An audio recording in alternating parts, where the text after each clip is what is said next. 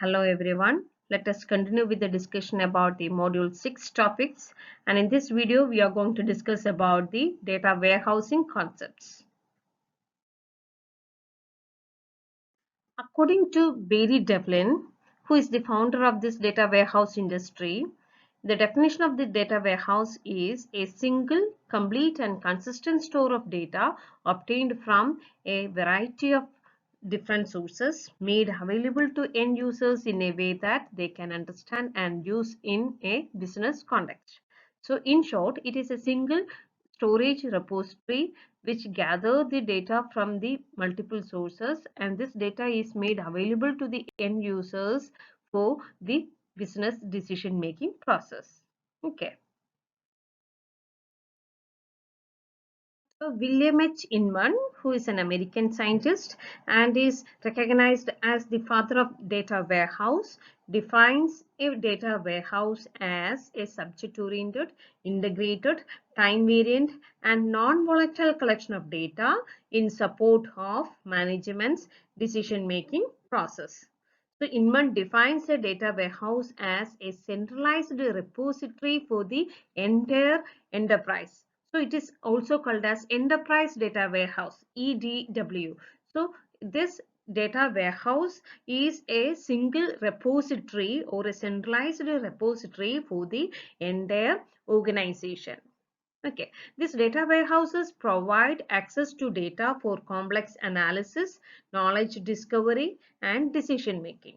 They support high performance demands on an organization's data and information. So, according to Inman, the four major characteristics of data stored in the data warehouse are subject-oriented, integrated, time-variant, and non-volatile.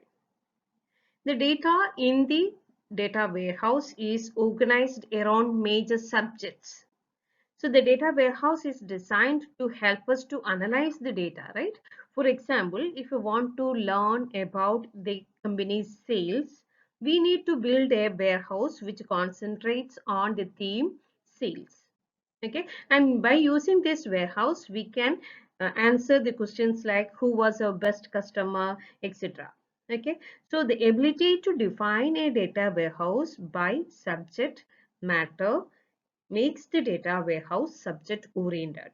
Okay, so the data in the data warehouse is oriented or organized around major subjects or a main theme like the sales, customer, etc. So it provides a simple and concise view around particular subject issues by excluding the data which are not useful for decision making. So it includes only the data which is useful for decision making and which is about a particular subject or about a particular theme. Okay. Then the second characteristic is integrated. Integration is very closely related to the term subject orientation. The data warehouses must put the data from multiple sources into a consistent format. So this data warehouse, as we know, it is constructed by integrating multiple heterogeneous data sources. So the data which is stored in this heterogeneous data sources will be in different format. So we need to have this data in a consistent format.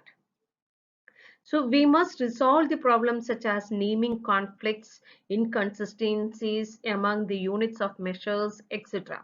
So when we achieve this, then we can say that they are said to be integrated. Okay.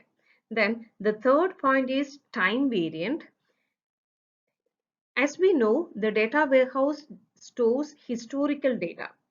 So historical data is kept in the data warehouse. For example, we can retrieve the data from 3 months or 6 months or even older data from a data warehouse.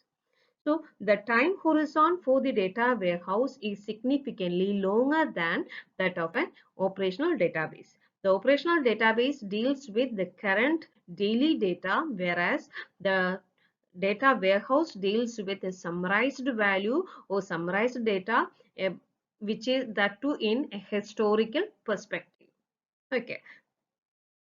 Then the fourth point is non-volatility. Non-volatile means the previous data is not gets erased when new data is added to it.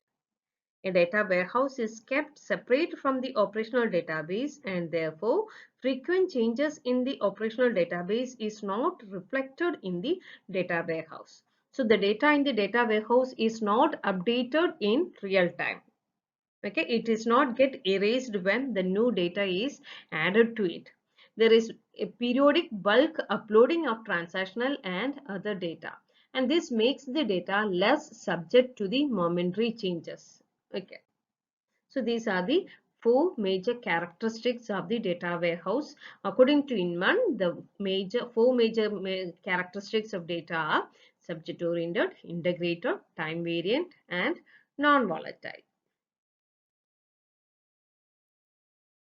What is a data warehousing? The process of constructing and using data warehouses can be called as a data warehousing. And this process includes various processes like data cleaning, data integration, and data consolidation. So the data is transformed into information. And the process of this transformation of data into information and making it available to the users is called as data warehousing. As we know, this data warehouse is a storage repository, right? So if we are going to store the data into a web, then this data warehouse can be called as data web house. Data web house is a distributed data warehouse which is implemented over the web with no central data repository. So here the storage repository is the web. We are not going to have a single data repository. Instead, we are going to have a distributed data warehouse. Okay. Let's discuss about the need of this data warehousing. Why we are switching from this database systems to the data warehousing. So these data warehouses are mainly intended for decision support applications, whereas these traditional databases are transactional. The traditional databases deals with daily transactions, whereas these data warehouses can be used for taking decisions. Okay. Traditional databases are not optimized for quick access and execution of complex queries. So to have this quick analysis, or if you want to execute complex queries, it is better to make use of this data warehouses. Most of the data required might be spreading out in multiple databases. In such cases also, we can make use of this data warehouse analysis. Okay.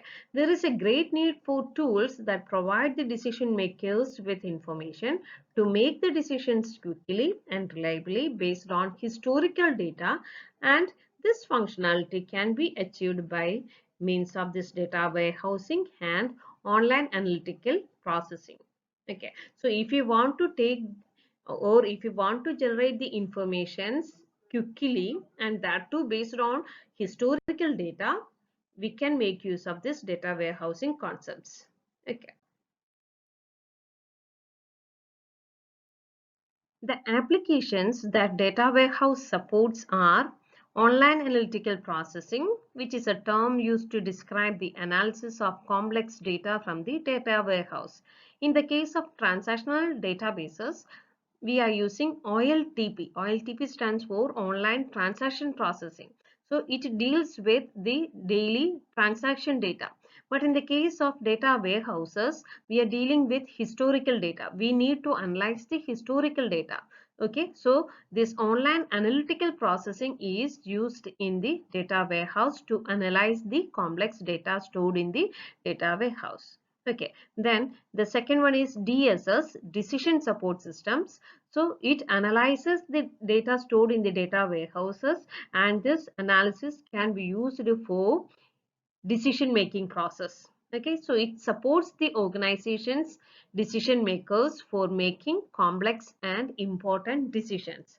So based on this analysis, the organization can take decisions. Then the third point is data mining, which is used for extracting the knowledge from the large amount of data. So it is used for knowledge discovery, the process of searching data for the anticipated new knowledge. Okay.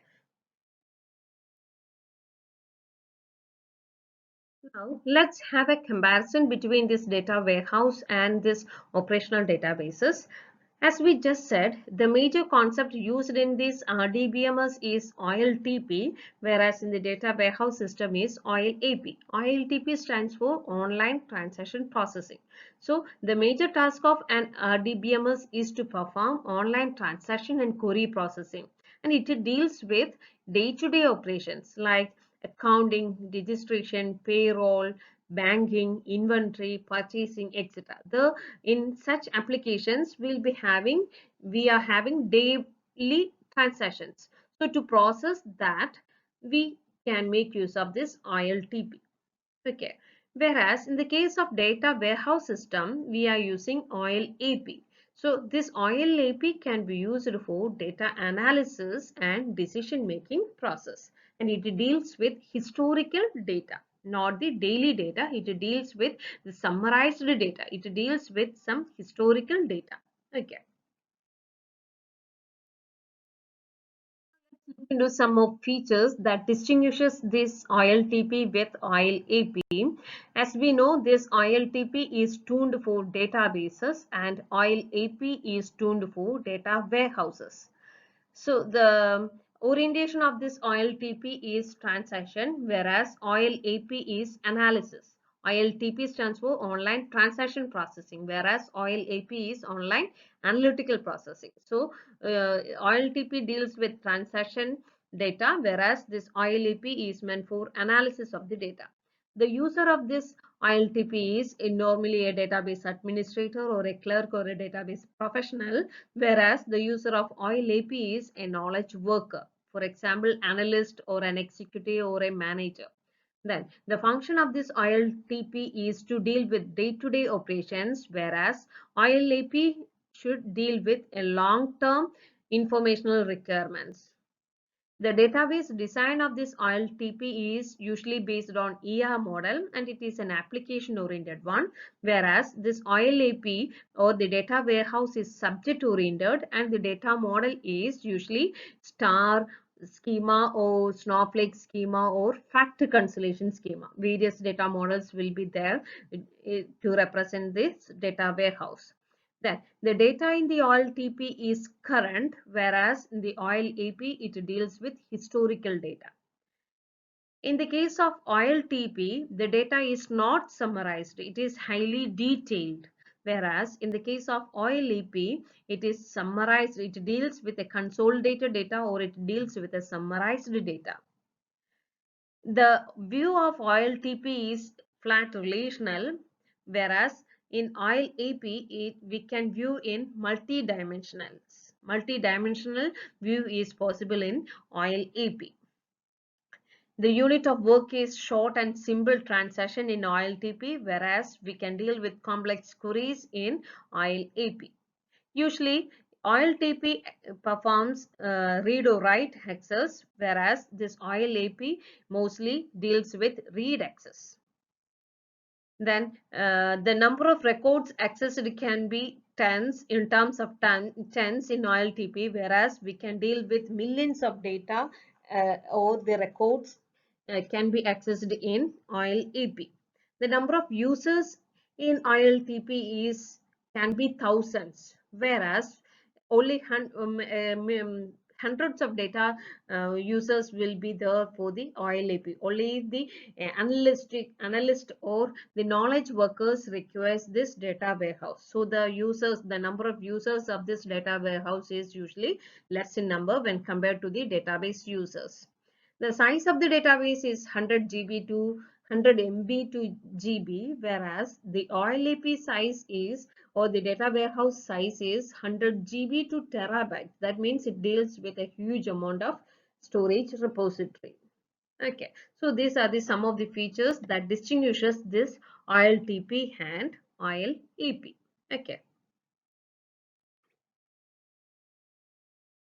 As we know, according to Inman, the four major characteristics of data stored in the data warehouse are subject-oriented, integrated, time variant, and non-volatile.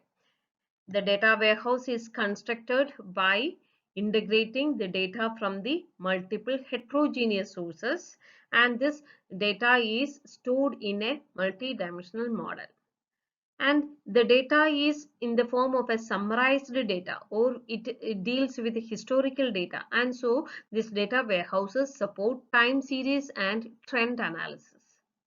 The data warehouses are non-volatile. That means the data once stored in the data warehouses are not updated often. Okay, so they are not updated in real time. Okay, so they will be updated periodically only. Okay, so we need to have some refresh policy to update this huge amount of information stored in the data warehouse. And this data warehouse analysis can be used for decision making process, and which aims at enabling the knowledge worker to make fast decisions, to make better and faster decisions. By analyzing the data stored in the data warehouse, the knowledge worker can take faster decisions or better decisions. Okay, so these are the various characteristics of data stored in the data warehouse. The conceptual structure of a data warehouse is depicted in the diagram. The diagram shows the various processes involved in the data warehousing. The process involves cleaning and reformatting of the data, online analytical processing, and data mining. So the first step is we need to extract the data from the multiple sources. So we are extracting, or we are gathering the data from the various databases where the task relevant data is stored. Okay, after extracting the data, we are cleaning the data. So we need to clean the data which is stored in the multiple data sources. Okay, so all the data may not be suitable for data warehousing, so it must be formatted for consistency, it must be cleaned to ensure validity, it must be fitted into the data model of the data warehouse. So to perform or to check for this validity and quality, the data must be examined and cleaned. Okay, so after cleaning, the host database often want to update their own database with the cleaned data. So that process is called backfleshing. So after cleaning, the cleaned data will be stored back to the host database. So that process can be called as backfleshing. Okay. After cleaning, this data is transformed into the format where we can apply this data mining algorithms. Okay, so to load the data into the data warehouse, we need to have the data in a special format. So we need to transform the data into the appropriate format to store the data in data warehouse. Okay, so that process can be called as reformatting. Okay, so in this process, this data extraction, transformation, and loading the data into the data warehouse can be called as ETL. ETL stands for extraction, transformation, and loading.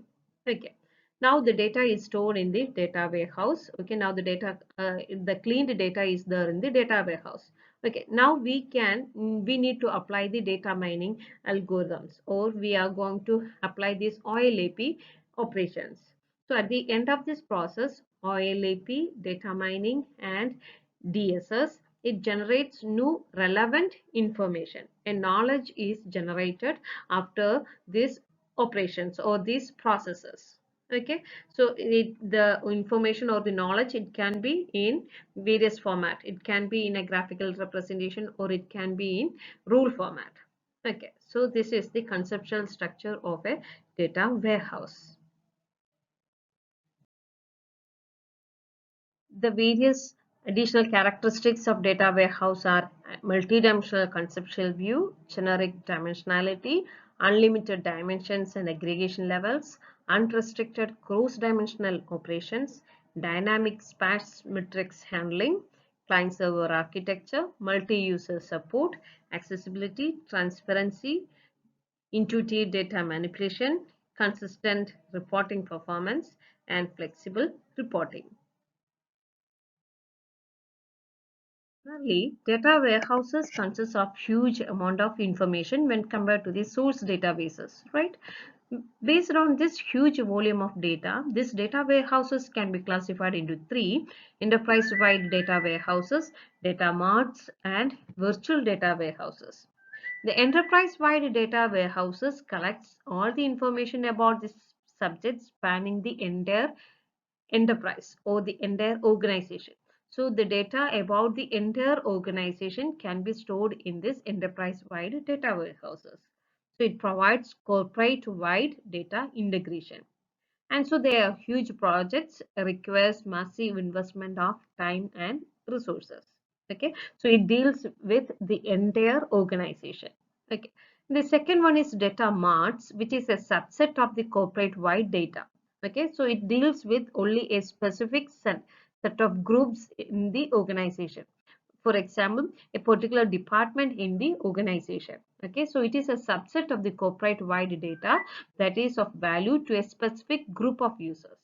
So its scope is confined to a specific selected groups such as a particular department in the organization. Okay, so that is the data mart, which is a subset of the corporate wide data. Okay, then the third one is virtual data warehouse model. They provide a set of materialized views of these operational databases for efficient access, and it is easy to build. So this, we are providing some virtual, or we are providing some set of views on this data warehouses. Okay, so based on these views we can efficiently access the data. Okay, so these are the three data warehouse models: enterprise wide data warehouses, then the data marts, and the third one is virtual data warehouses. This video, we discussed about some basic concepts of data warehousing and some of the characteristics of data warehouse, the architecture of data warehouse. Thank you.